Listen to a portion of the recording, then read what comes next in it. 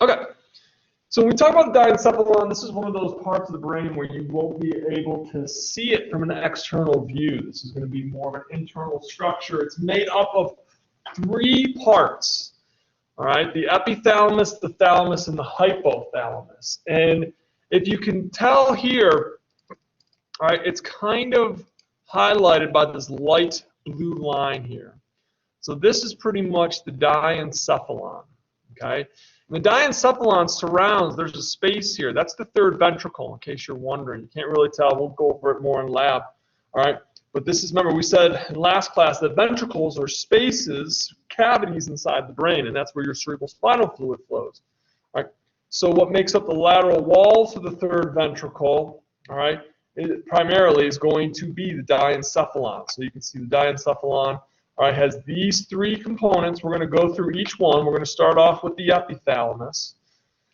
All right, this part is going to be towards more of the back portion of the diencephalon. Okay, and the 2 primary components or structures of the epithalamus is the pineal gland and the habenular nuclei. Now, the pineal gland helps to regulate your sleep-wake cycle, or what we call your circadian rhythm, and it secretes melatonin. Melatonin is a wonderful chemical to help govern your circadian rhythms. It's also a great chemical to give to your kids when they want to stay up late because you can use it to drug them. No, I'm just kidding. But you can. You actually can. But unfortunately, there's been studies on melatonin, and again, there's more research needs to come out on this, that it can affect a child's puberty. So you have to be careful, because I know several parents that have had their children prescribed Ritalin, for example. So they take the Ritalin in the morning to go to school, and then at night they would give their kids melatonin to get them to go to sleep. And so we're seeing now that there is the possibility that it could be interfering with the proper effects of puberty.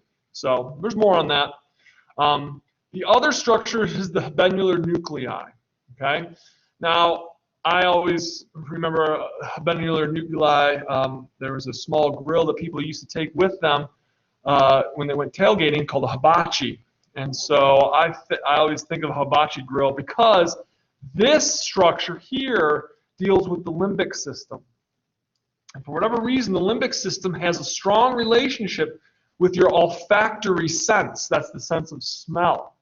All right, so the habenular nuclei, all right, will be stimulated, all right, to certain odors and smells, and it will begin what we call visceral responses. Essentially, it can cause you to start to salivate, all right, like Pavlov's dog, all right?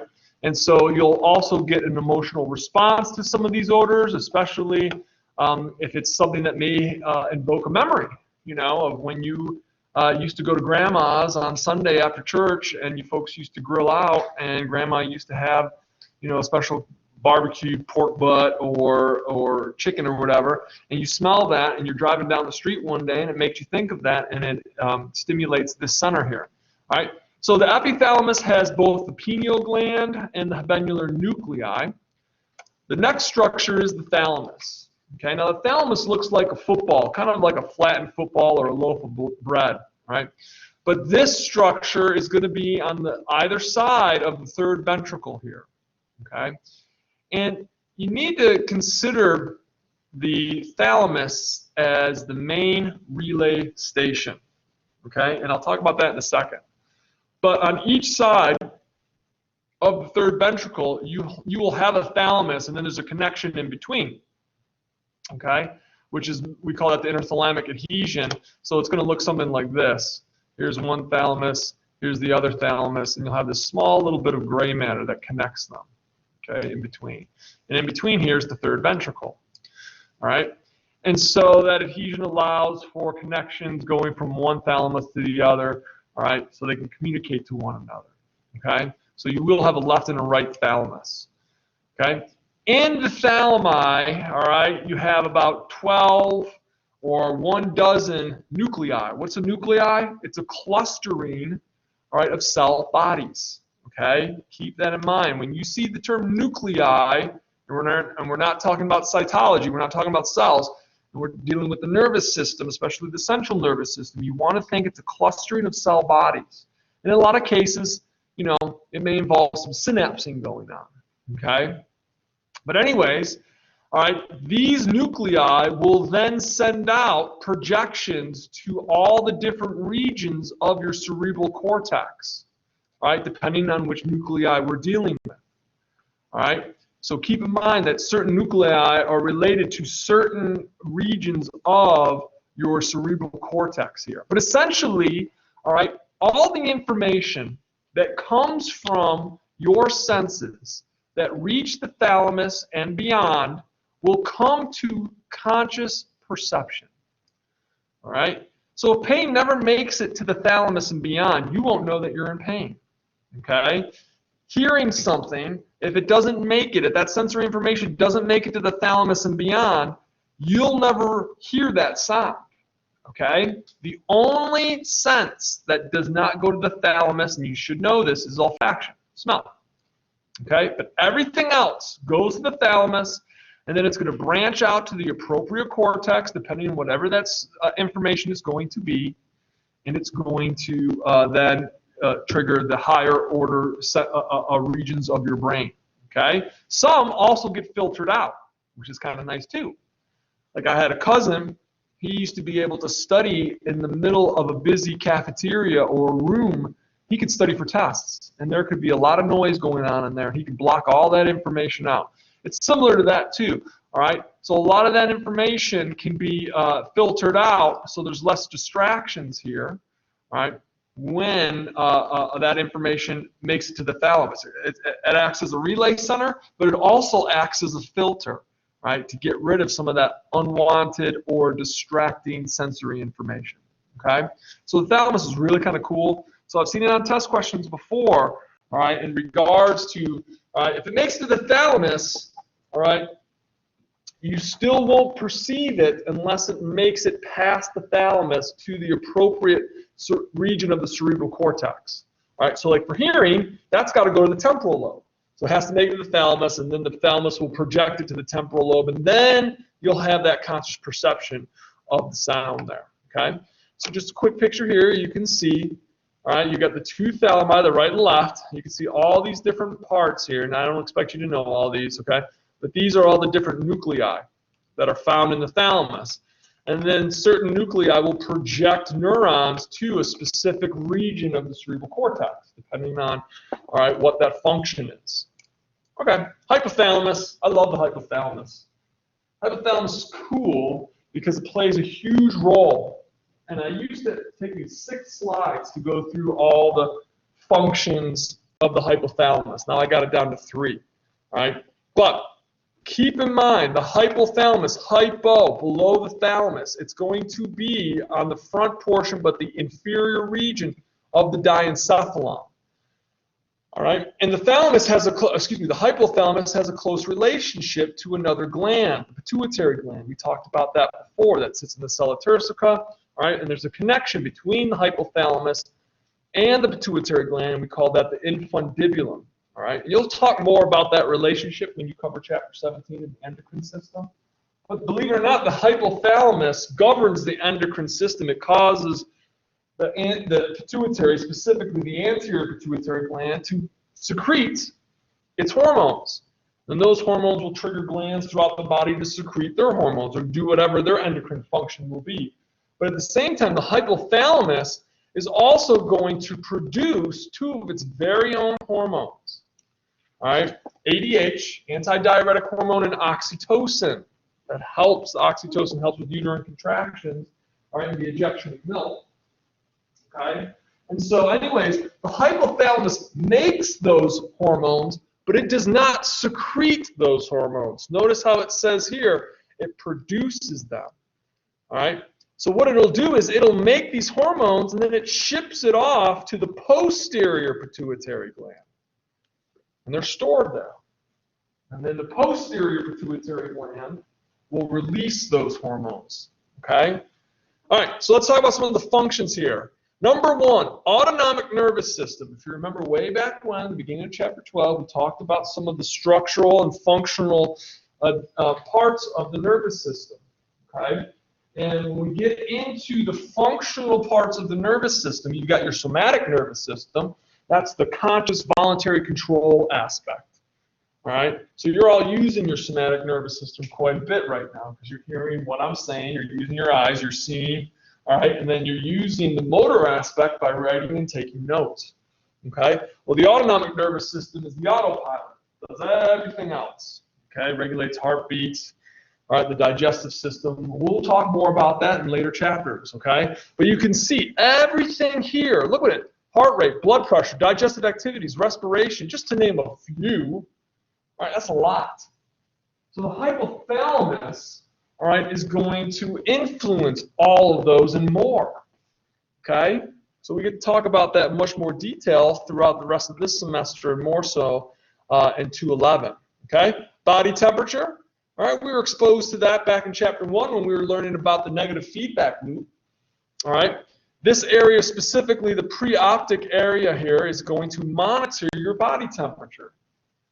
For example, if you're exercising, chopping wood was the example that we used in chapter 1. Or if you get an increase in prostaglandin production, all right, which is a chemical, cell chemicals, all right, that are secreted in response to an infection, macrophages, those cells like to produce that, right, when you have some sort of infection going on, bacterial or viral infection. And that triggers the hypothalamus to increase the body temperature, all right, to heat it up a little bit.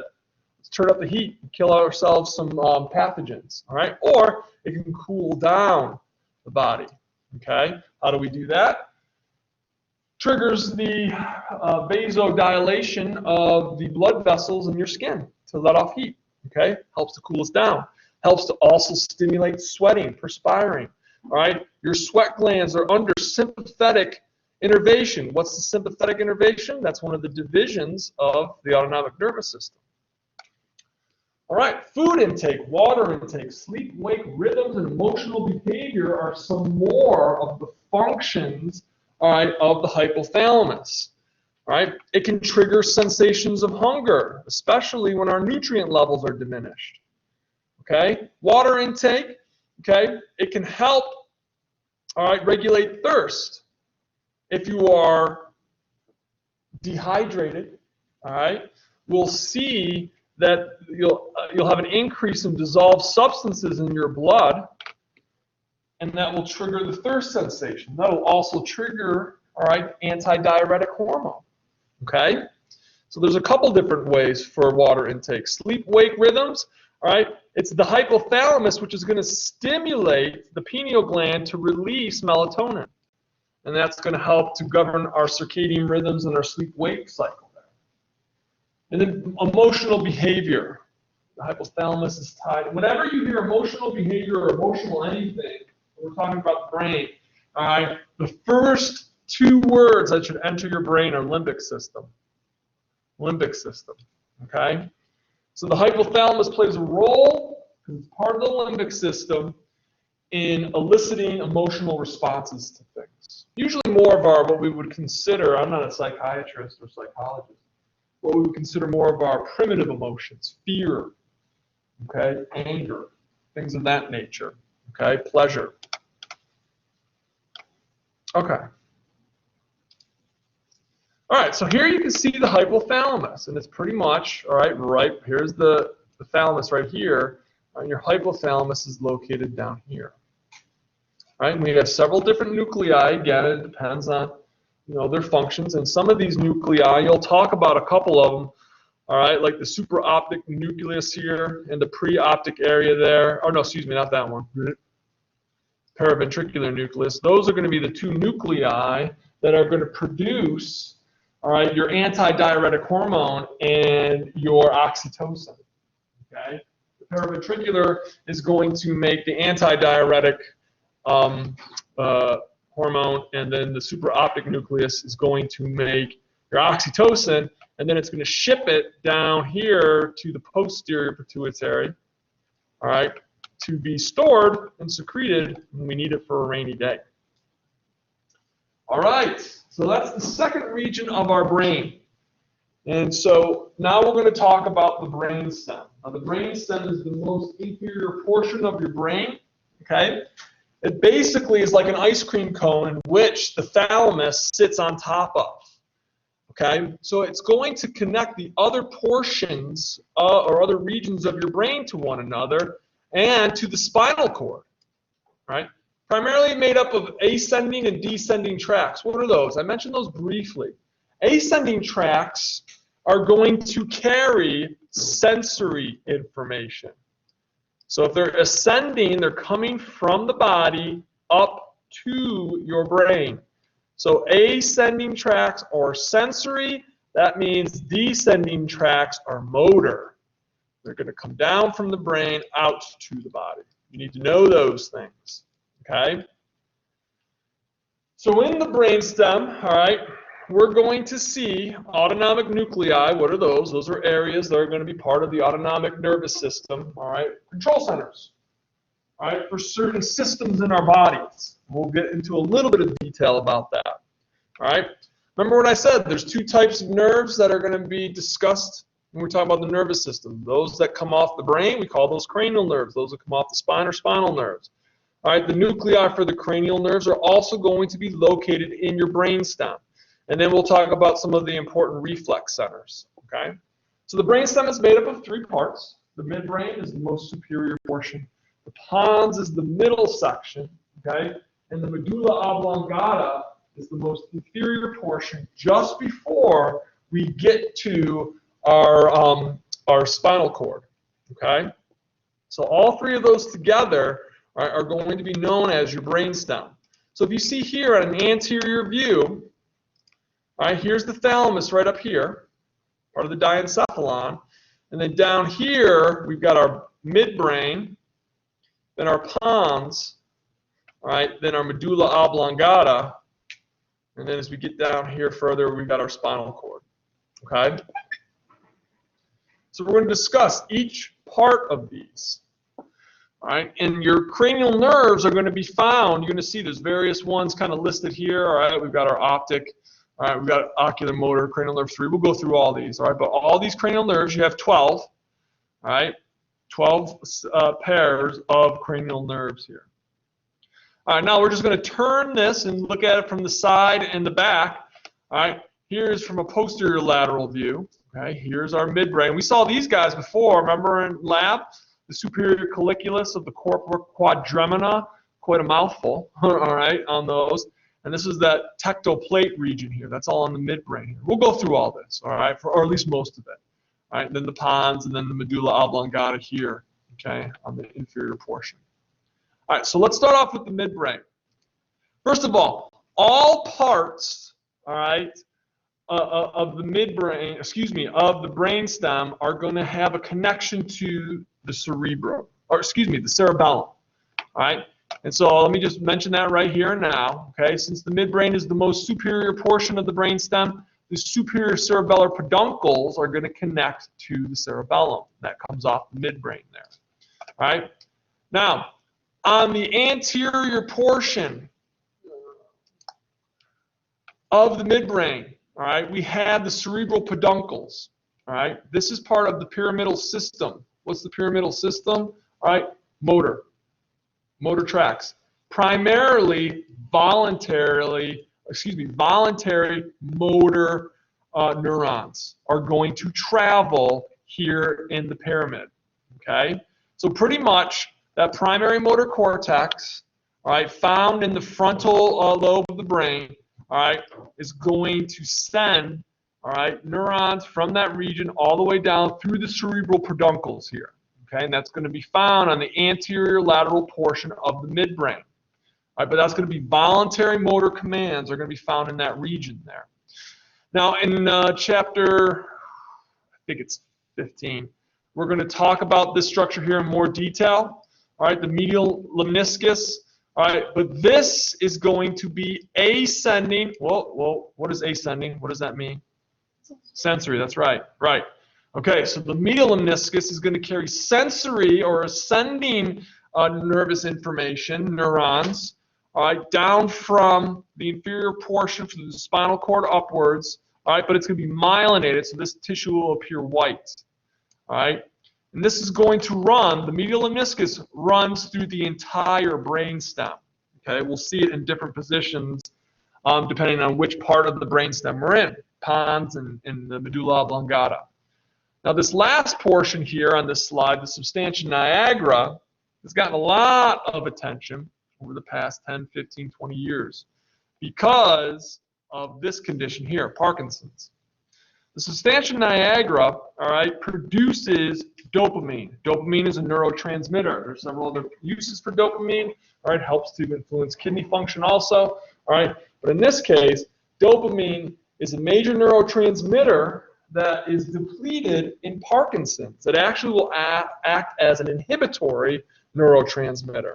All right, so in the substantia nigra, all right, Niagara refers to a dark color because of that black appearance, because of the melanin that's produced. And I'll show you on this slide here. Well, actually, I'll come right back here.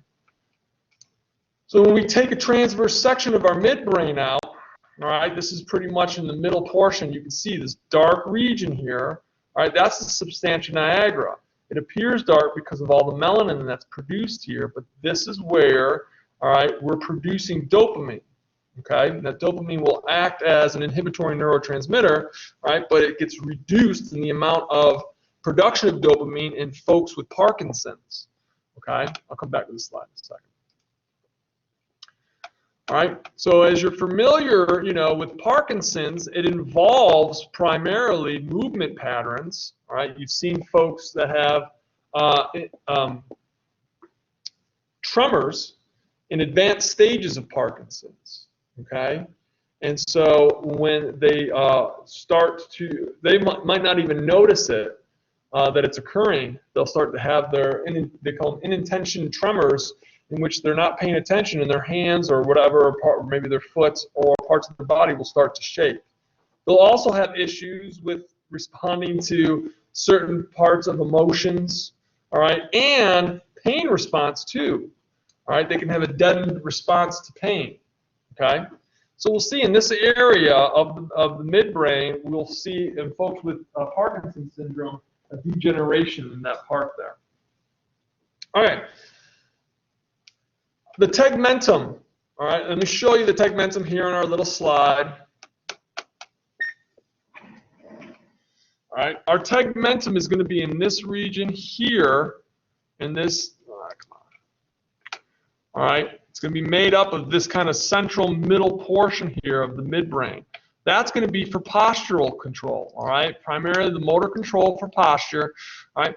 And we'll talk more later on in this chapter about the reticular formation, but the reticular formation has a lot to do with muscle tone, okay?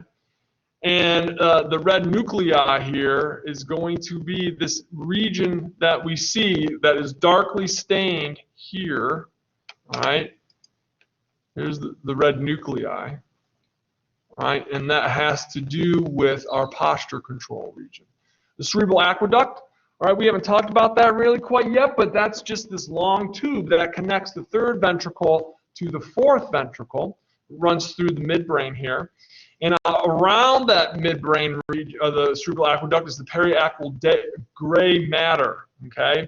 And the periaqueductal gray matter, all right, also is going to influence muscle tone and whatnot.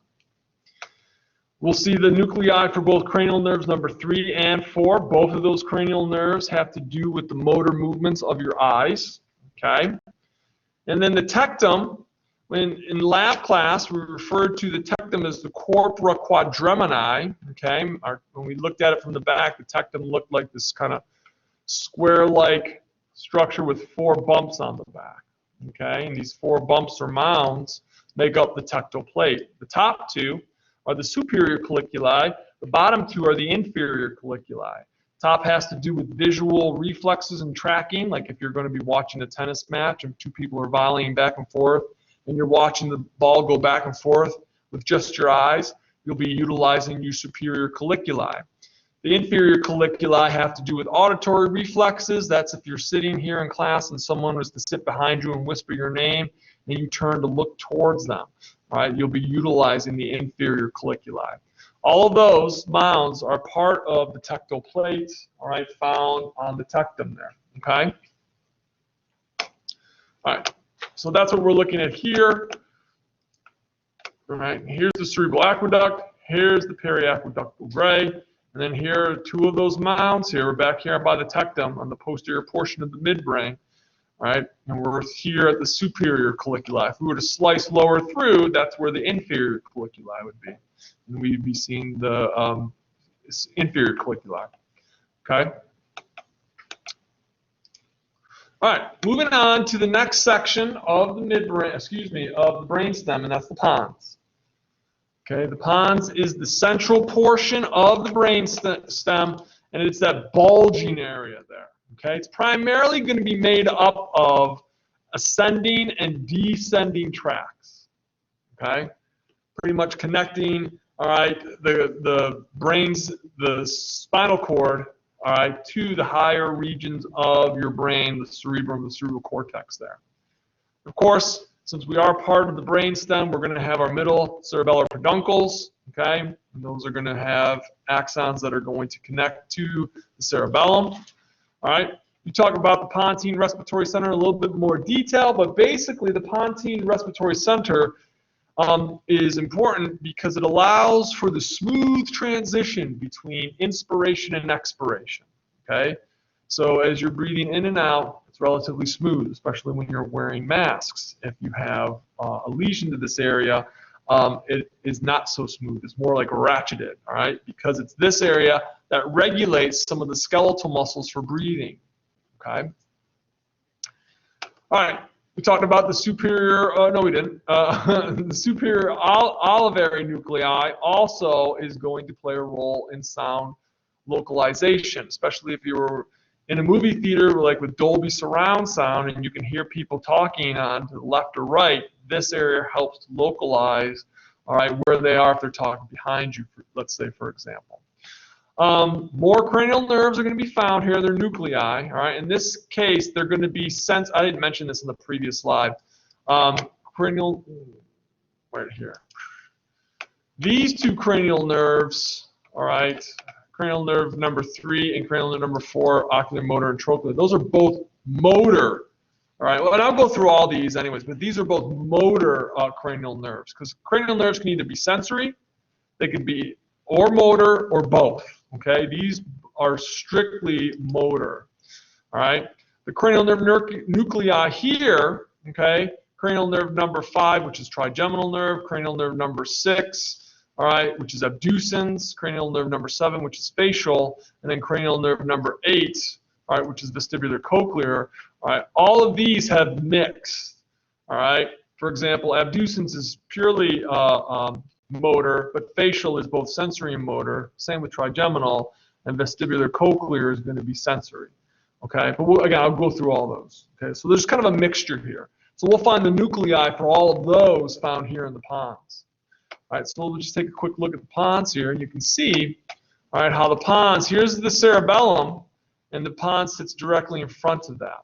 Okay, and it gives off, all right, the middle cerebral peduncle heads right back here to the pons. All right, you also have the respiratory center, the pontine respiratory center. And then back behind here, we'll talk about the reticular formation, but like I said, that has to do with muscle tone and like levels of awareness and consciousness, like how alert you are compared, like you're pretty alert right now. But if you were sleeping and I were to wake you up, you wouldn't be very alert, all right, because you're not really stimulating this region here. We'll talk more about that later on, okay? All right, let's get into the last part, the medulla oblongata, okay? This is the final portion of your brain before we get to the spinal cord. So it sits at the bottom of the brainstem, all right? And so again, it's going to have a lot of sensory or ascending tracts and motor descending tracts that are, again, going to connect the spinal cord to the brain. All right, so on the front, we have our pyramids, and that is going to be motor fibers there. Now remember, we talked about how the left side of your cerebrum, all right, controls the right side of your body, and we'll see some crossing over that can occur. Well, here in the decussation, all right, of pyramids, decussation means to cross over, we'll see many of these motor fibers, notice I didn't say all of them, but many of them will cross over here. All right, so we can control the opposite side of the body when we're dealing with motor movements here. Okay, so keep that in mind. We'll see a lot of them there. So, and then in other places, we'll see it down in the spinal cord also. But we'll talk about that when we get to the spinal cord. All right, so just lateral to these pyramids here, all right, we've got the inferior olivary nucleus, and this is going to, oh yeah, one of my favorite senses. All right, this is going to relay, all right, proprioceptive information to the cerebellum. That's important, okay? Proprioceptive information. First of all, proprioceptors are found around your joints, around where the muscles and the tendons are hanging out, okay? And proprioception is basically awareness, sensory information as to where your body parts are in relationship to each other, okay? Like if I close my eyes and two of you were to come over here and take my arm and bend it without me doing it, all right? You simply bending and flexing my elbow, all right? The proprioceptors in my elbow are going to tell that information to my brain. Hey, your right elbow is flexing, all right? It's bent. It's at this degree, all right, of flexion, okay? And all that comes from those proprioceptors, and it takes that information because proprioception helps you to kind of fine-tune your movements so they're not awkward, so they're more refined. And that's, we'll talk about that when we get to the cerebellum. But that proprioceptive information goes to the cerebellum, and then the cerebellum is going to process it. It's going to analyze it, it's going to process it, and it's going to see, okay, that's good, but let's make it better. Let's tweak it, all right? Maybe you're playing the piano at the time, whatever, okay? We want to make it better, finer motor movements there, all right? Then we've got our inferior cerebellar peduncles. Again, the cerebellar peduncles are going to be, all right, that region of the midbrain of the brainstem that is going to connect to the cerebellum. In this case, all right, these are going to be connecting tracks from the medulla oblongata to the cerebellum. All right, so you heard me talk about how the brainstem, all right, has, all right, cranial nerve nuclei, all right, nuclei for reflexes, all right, but also autonomic nuclei, okay?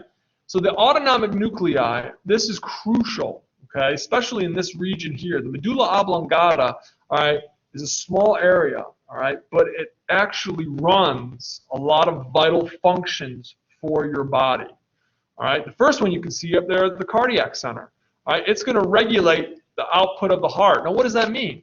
It's going to regulate, two things affect the output of your heart. One is heart rate, how fast your heart is beating, okay?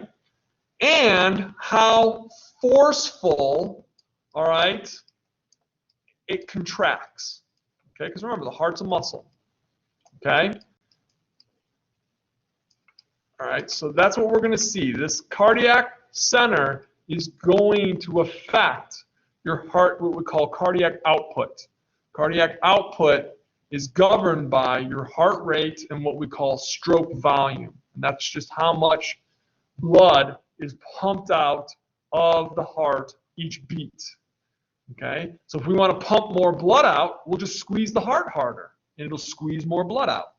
So we'll increase our stroke volume, all right? Therefore, we'll increase our cardiac output. Okay? You get to learn all that awesome stuff in 211. See, and if you're lucky to have me, we'll revisit this and we'll commiserate together. All right? All right, vasomotor center. Again, this is going to determine the diameter of your blood vessels. How big or small the lumen is. What's the lumen? That's the space inside the blood vessel. Okay? All right, so what we'll see is how much vasoconstriction occurs. If we want to increase our blood pressure, we'll increase the amount of vasoconstriction. Okay, because blood pressure, right, is determined by heart rate. Wow. So heart rate plays a role in both cardiac output and blood pressure times what we call total peripheral resistance. And part of that peripheral resistance is the amount of blood vessel constriction that goes on. It's a lot easier to pump fluid through a big opening than it is for it to get pumped through a small opening. So if you cause vasoconstriction, all right, and you make the blood vessels really, really small, you're going to increase your blood pressure because you increase your total peripheral resistance. Okay. All right, then we have the medullary respiratory center. All right, there's two parts to it, the dorsal and the ventral respiratory groups. That is going to play a role in the breathing rate. Okay, and it's going to also conspire with the pontine respiratory center. Because remember what I said, the pontine respiratory center, all right, governs the smooth transition between inspiration and expiration. Well, we also are going to influence our breathing rate. All right, especially, all right, if you're going to be doing certain activities that we need to increase the amount of air, all right, or oxygen going to our tissues. If you're going to work out, or if you're at a high altitude area where the air is quote unquote thinner, all right, we need to breathe in more oxygen. We'll get into all that. And then you can see all these other, all right, reflexes here that are involved in the medulla oblongata. Coughing and sneezing, all right, those two have to do with just kind of clearing the way of the respiratory system there. If you get some particulate or some little substances that get into your airway, you just get rid of those. Vomiting, all right, well, situations in which you become nauseous there, or if you've ingested too much of a substance and your body needs to clear it out, or if you get food poisoning. Has anyone here ever had food poisoning? True food poisoning? None of you guys have ever had food poisoning? Wow, you were very lucky. I've had food poisoning, and I've had too much alcohol to drink. There's a difference between how you vomit when you've had too much to drink, and I'm not proud of that. But the food poison, it's amazing how your body knows, because when you get food poisoning, if you've ever seen the movie The Exorcist, they talk about projectile vomiting. Your digestive system is trying to clear everything, and it's just, like I said, I've had alcohol not poisoning, but you know, too much alcohol, got rid of that. But when it's food poisoning, your whole trunk, torso, thorax, everything is contracting to expel whatever that is. It's amazing. So you see just a whole bunch of other reflexes that are going to be involved in there. We get to cover those in a lot more detail in other chapters. All right.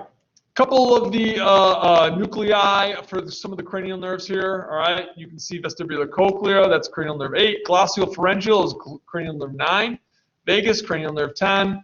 All right, accessory, also known as the spinal accessory nerve, is cranial nerve 11, and then the hypoglossal nerve is cranial nerve 12. Again, some of these are a mixture, all right, of sensory and motor. Okay.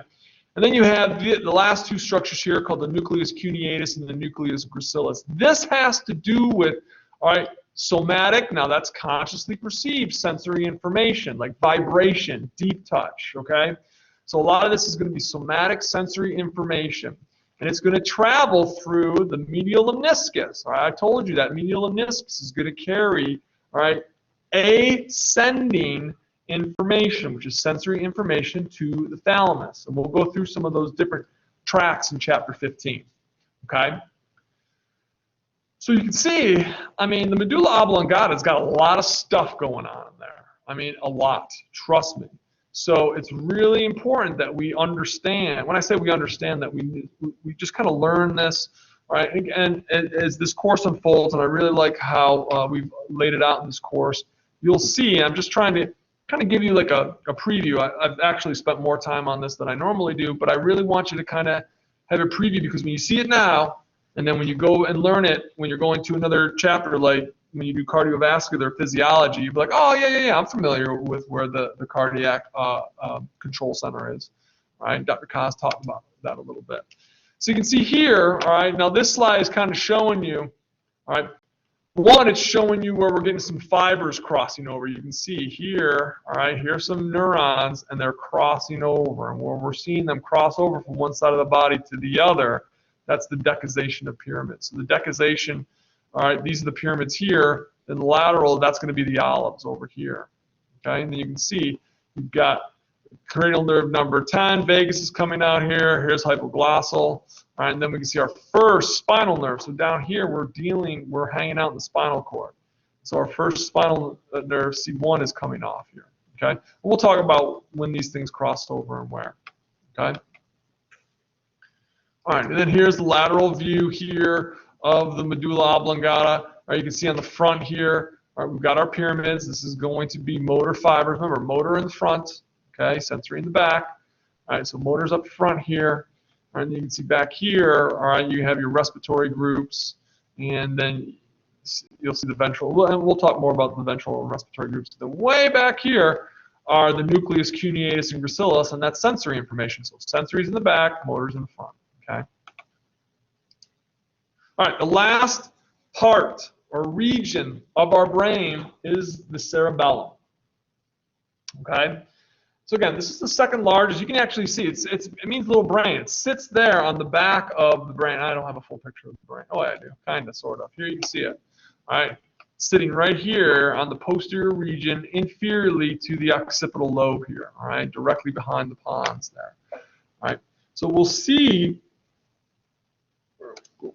Okay, we'll see that the cerebellum is sitting on the posterior portion. Okay, and it's very similar to the cerebrum, okay, and how we do some of the anatomical structures for it. First of all, it's got its left and right, all right, cerebellar hemispheres, right, and they're separated in between by the vermis, okay, and we'll also see that there's folds. We give them a different name here. They're smaller folds, so we call them folia, okay, easy to remember, F-O-L, all right, folia, folds. All right, so we'll see how the cerebrum had the gyri and those convoluted folds. Well, in the cerebellum, they're just smaller, okay? And we'll also have in the cerebellum, all right, an anterior and posterior lobes, okay? And there is a fissure in between. I'll show you real quick here. I'll come right back. You can see here, all right, we have a deeper kind of involution here. All right, that's the primary fissure, which is going to divide the anterior lobe from the posterior lobe. All right, and you can see we have the two hemispheres here, and in the center is the vermis there. Now, the vermis is going to take information, all right, from the torso, and it's going to help in dictating balance, okay? So it's pretty much going to receive information, all right? Primarily, it's going to be that sensory signal input from the torso, all right, which is going to help with balance, okay? So we have the cerebellum there, all right? Remember how we said in the cerebrum, the outer portion, when we're looking at it, is gray matter, okay? We call that the cerebellar, or the cerebral cortex. Well, in the cerebellum, all right, that outer gray matter is called the cerebellar cortex. Deep to that, we don't just call it white matter. In the cerebellum, we call them the arbor vitae. Again, that is going to be white matter. And then throughout that white matter, we'll see little nuclei, and those are just the deep cerebellar nuclei. Again, gray matter. Okay. Primarily, gray matter is going to be unmyelinated axons, clusters of cell bodies, glial cells, right, dendrites, that sort of thing. Okay. Any region that's not going to be myelinated is going to be made up of gray matter here. Okay. All right, questions on any of that? Yep, I'm actually going to grab my water.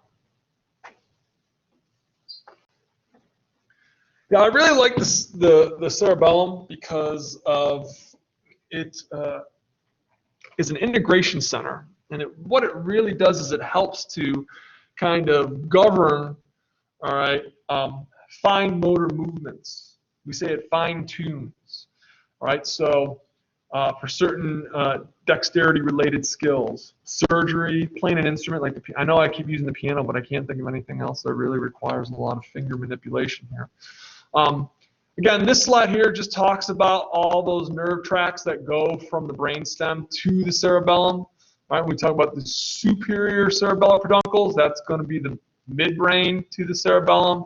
The middle is going to be the pons to the cerebellum, and then finally the inferior is going to be the medulla oblongata. So you can see each region of our brainstem is going to have, all right, an extension, its own little extension direct to the cerebellum there.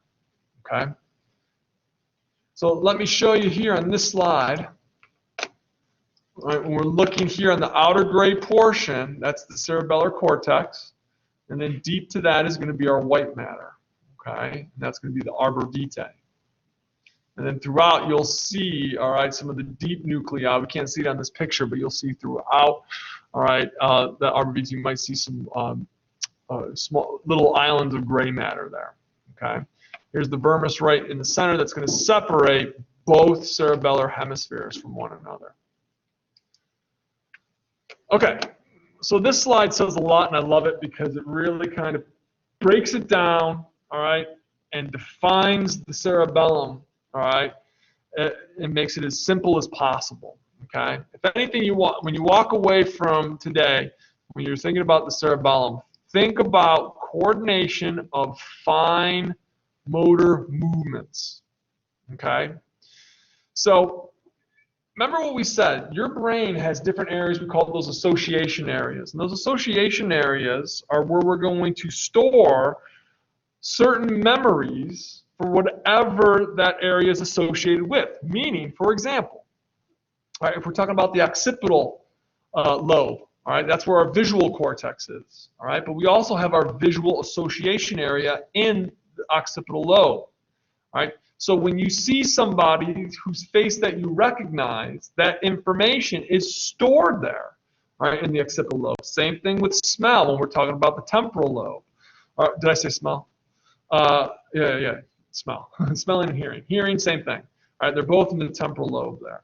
All right, so when you smell something or you hear a tune that you recognize, all right, that information is stored in the association in that lobe. Okay, well, for motor movement, okay, you will store your motor information in the frontal lobe and the prefrontal motor cortex there, and the association for the motor cortex, but also the cerebellum will store memories here. Okay, so you've got a couple areas, all right, throughout the brain that we can store some motor movement memories, all right, so it helps in regards to voluntary and involuntary motor movements. Okay, so if you think about it, and here's the thing, you know, when you first start to walk, all right, you're wobbly. Well, and there's several different reasons for that. You just don't have the refined motor movement. You don't have the muscle tone and whatnot when you're a baby. All right, but think about like when you started to work on balance for whatever. If you wanted to walk toe to toe on a line paved like a parking spot line, right, where they divide the parking spots from one another. If you wanted to just walk along that line, you walk toe to toe, that's going to require some balance and whatnot. Well, this structure, the cerebellum, is going to help with the smoothness of that transition of movements, right, by all the constant adjustments. Say the wind starts to blow, all right, you start to get shaky. You have to start now contracting certain muscles to accommodate for that. Well, the cerebellum is going to adjust for those movements there. All right, it plays a huge role in maintaining equilibrium, balance, and posture. All right, and a lot of that because it gets that proprioceptive information. Remember, I was telling you guys about that. That proprioceptive information, which comes from the joints and the muscles that are near those joints, and it sends that information to the cerebellum. And the cerebellum can process that, and then it can influence motor information coming down, all right, from your cerebral cortex. So it's always providing feedback, okay? So it gets information from the motor cortex, what we call the motor plans, like your motor cortex, like, hey, here's my idea, this is what I want to do. So it sends it to the cerebellum. The cerebellum then, while it's getting the motor plans, it's also getting proprioceptive information. So it's coordinating all that information, and it's processing it, and then it makes error-correcting signals to be sent back to the primary motor cortex to correct for those movements. It's cool. It's like a check and balance type of process there. This next slide is awesome. It'll explain it to you. All right. So here we have, all right, the primary motor cortex sends its motor movements down, all right, through the spinal cord out to the muscles somewhere. Like you're going to start playing the piano, blah, blah, blah. You start, you know, striking the keys and everything, and it sounds okay. So that information is going out to your hands. Some of that information is going to the cerebellum. and it's processing that information. It's like, okay, all right, I see what you're doing here. Now, meanwhile, while that's going on, the proprioceptors in your arms, shoulders, elbows, fingers, wrists are all going through the ascending tracts back up through your spinal cord into your brainstem and going into the cerebellum. And it's analyzing that information, okay? And it's starting to make minor corrections to that information. That's what these green lines are representing. It's just processing that information. And then it sends that corrected information up to the primary motor cortex. So now the primary motor cortex can then fix any issues that it has. Another example I commonly use is a jump shot in basketball. All right? One of my undergrad degree was in coaching, and so a lot of this is, we talk about corrective biofeedback. And so when you're trying to do certain skilled movements, all right, basketball, baseball, whatever, all right, if you notice that you threw the ball to somebody and you threw over their head the first time, okay, all right, now you're going to make a correction for that and try to throw it lower, all right? All of that is being corrected by the cerebellum and your primary motor cortex, all right, because you are going to make some voluntary corrections there also.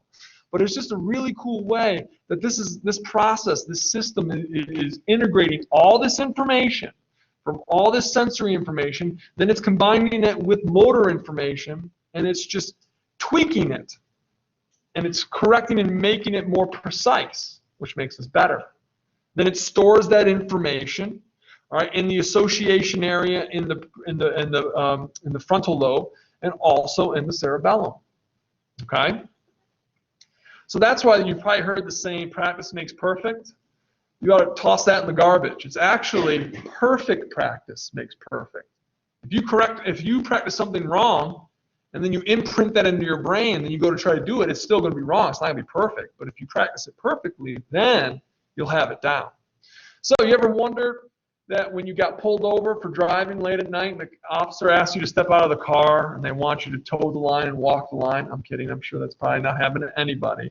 But essentially, when they do a sobriety field test on people, they're actually testing your cerebellum. Those same tests that the police officers give to people on the roadside are the same tests that neurologists give to their patients when they suspect a cerebellar lesion, okay? And so certain drugs, all right, and alcohol can cause issues, all right, and malfunctions in the cerebellum. Gait, perfect example.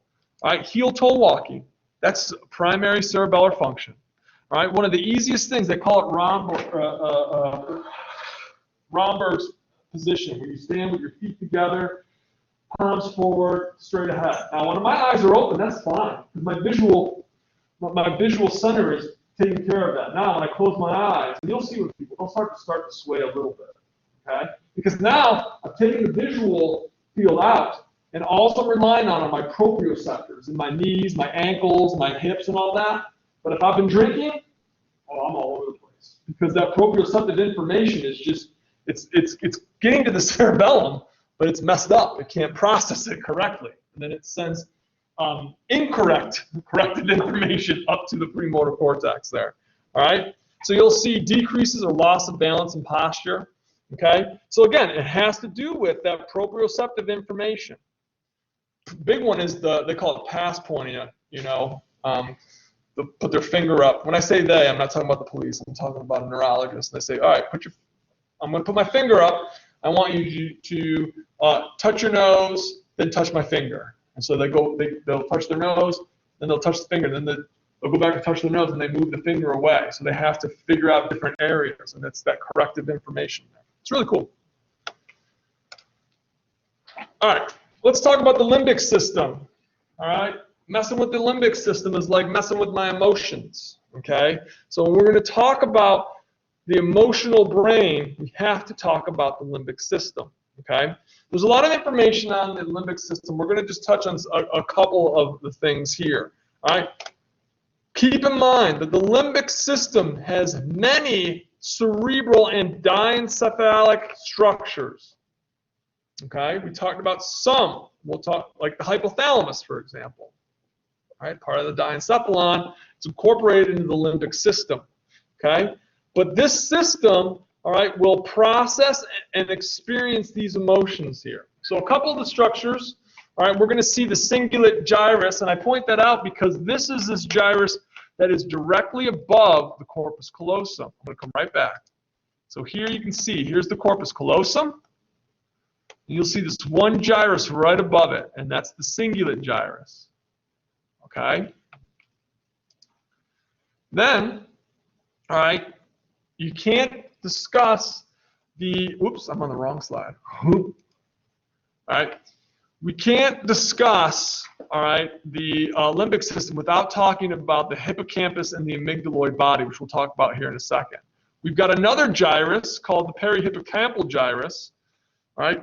This is going to contain, all right, this structure called the hippocampus. The hippocampus, all right, and I bring this up because it's very important because of this function here. The hippocampus helps to create long-term memories. If you lesion the hippocampus, you can make short-term memories all day long. That's great.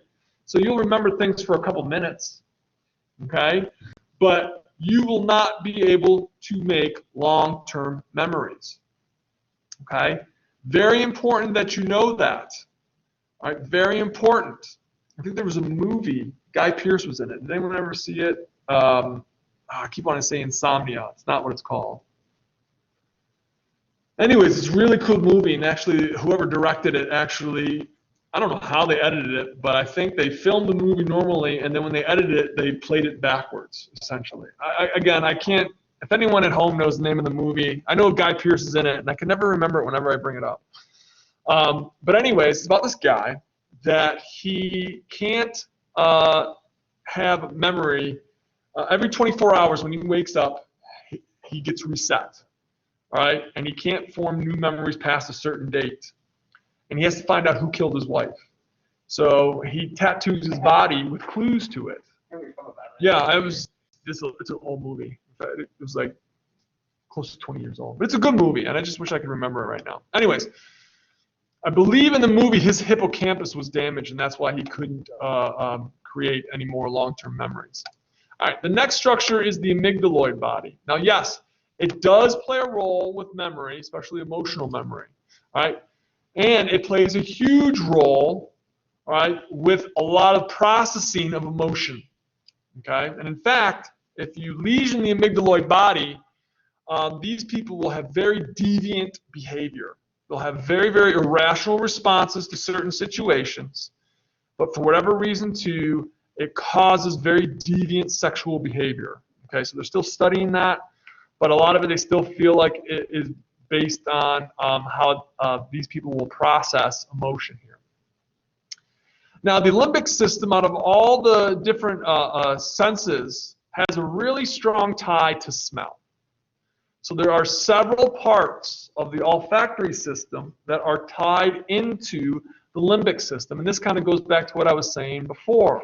You could be driving down the road and you smell something, all right, and it provokes some sort of emotional response. It could be good, it could be bad.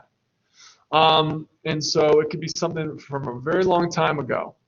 But keep in mind that odor, or whatever those odors were, are going to be tied into your emotional response, depending on what it is. All right. The fornix, we labeled that in lab. All right. It's going to be made up of white matter. All right. And it's the structure that connects various parts of the limbic system to other areas there. Okay. And there's a whole bunch of other nuclei out here that I don't expect you to know. Okay. But just keep in mind that the limbic system, show you here, all right, it has parts and pieces, all right, pretty much is going to be found around the diencephalon, but you can see it just has various components, all right, all throughout the center here, all right, and it's going to pull in different structures.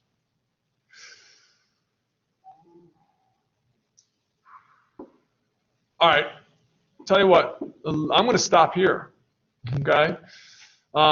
We got further than I wanted to. It's a good place to stop. let's take about a 15-minute break, and let's meet back here around 7:30.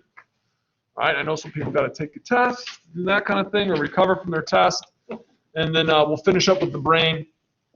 All right, and then in lab. So let's stop here.